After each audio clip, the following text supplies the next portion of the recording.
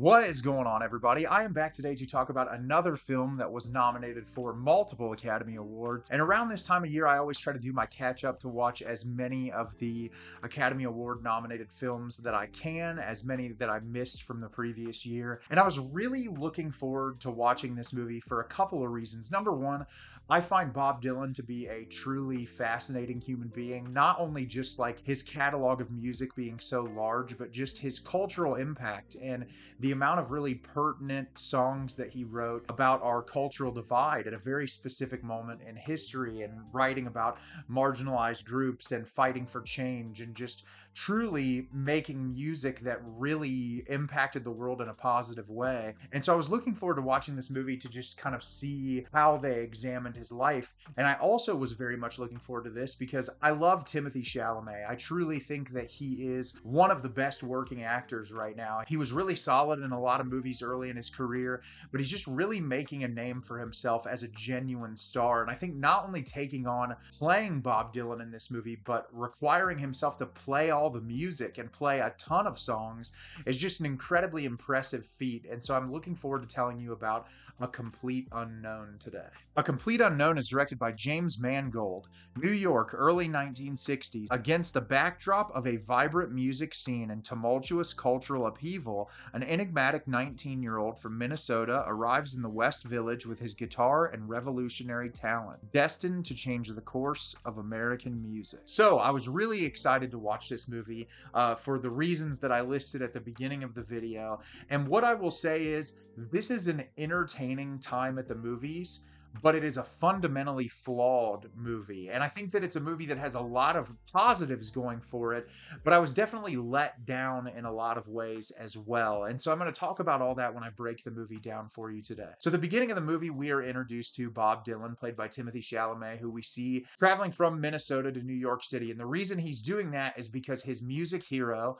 Woody Guthrie, has gotten ill and put in a hospital, and he wants to go visit him. And eventually he finds where he's staying, and he gets there to see Woody, and Woody isn't able to speak. He's not really able to interact with him. But in his room, Pete Seeger is there, played by Ed Norton, who Pete Seeger, very famous folk musician, and they strike up a conversation, and Pete says, hey, Woody wants to hear a song. And so Bob pulls out his guitar and plays a song for Woody, and the two of them are completely stunned by his talent. And Pete very quickly wants to get Bob around to play these small folk shows. And of course, he starts to play those. He becomes very recognized. A record label wants to pick him up, and we see the uprise in the trajectory of his career. And the entirety of the film is us watching Bob through this period in his life, and the relationships that he has, and the impact that his music has on the world. So like I said, this movie, it's a very entertaining experience, but it's a very flawed movie for a multitude of reasons. And I'll start off by going through the positives. Number one, Timothée Chalamet is a superstar. There is just no question about it anymore. He is truly one of the greatest working actors in Hollywood, and this movie proves why. Not only does he completely and totally embody Bob Dylan,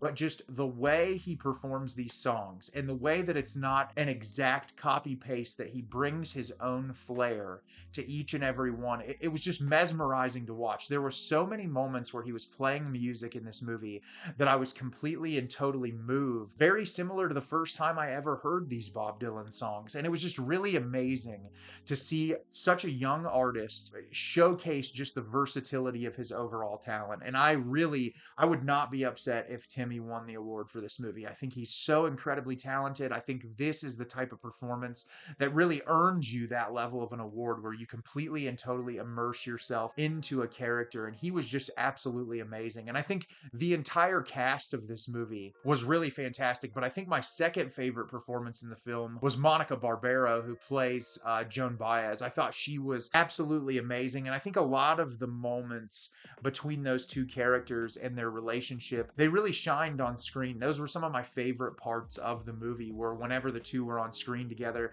I just felt like they had really great chemistry, and she brought Joan Baez to life on screen in a way that I thought was really remarkable. The cinematography and the editing in this movie is great. There's a lot of attention to detail, and the way a lot of these concert scenes are shot, I really liked a lot of the transitionary moments. It's just a very very good looking movie, which from a director like James Mangold, I'm not really surprised. He's been in the game for a really long time. He's made a ton of different movies. And so it's no shocker that he provided a really incredible visual experience. And like I said, the music in this movie, just absolutely unbelievable what Timothée Chalamet does to bring Bob Dylan to life on screen, and just how much these songs really feel like an accurate and beautiful representation of the authentic original. And same with the renditions of Joan Baez's music, the rendition of Johnny Cash's music, just everything that shows up throughout this film. It was really great when it came to paying respect to these musicians in a way that I felt like was very authentic and believable. And that's what makes the movie so entertaining. If you're a fan of Bob Dylan, if you're a fan of this era in music, you'll find something to appreciate solely because of the musical performances in this film. But then that's where my negatives start.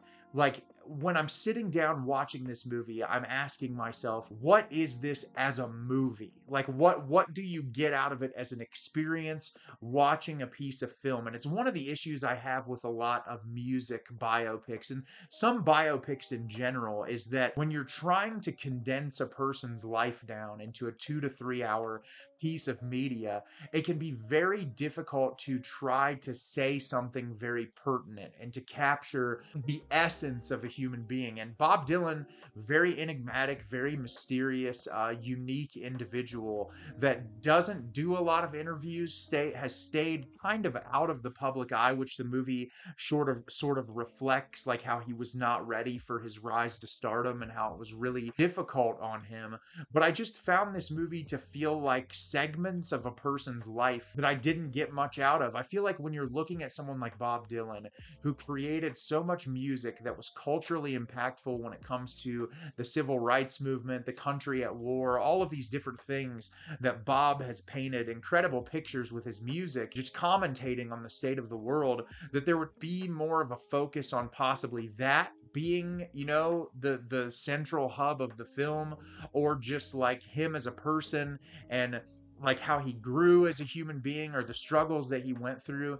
And really all I got out of this movie was Bob was bad at relationships and he was kind of an asshole in moments. And I didn't really pull much else out of the film. It was just like his relationship with Elle Fanning's character. It's just like there were snippets and then they would cut forward in time, and I didn't feel like any of the stuff between them really resonated because of how brief we sat with it. Same with Joan Baez. And it's just like you're jumping from period to period in his life without there being a consistent through line. And then a period in time, they want to discuss like the shift of folk music being a guy with a guitar into Bob wanting to play with a full electric band. And I thought that would be another interesting trajectory to take the film. But unfortunately, it's like the tail 20 minutes of the movie. And so you don't get to linger with that very long as well. And there's just like bits and pieces of conflict introduced throughout the movie that I don't feel like any of them are really super emotionally resonant, which causes the film to not work as a movie. One of the most recent biopics that I think is just one of the most incredible biopics ever made is the film Spencer, starring Kristen Stewart, about Princess Diana. And what makes that movie so incredible is it's not trying to showcase everything about Princess Diana's life. It's one specific segment in her life, this period over Christmas, where we just see her character and how much she hates being in the spotlight and how much she just wants to be a mother. And it's just emotionally resonant.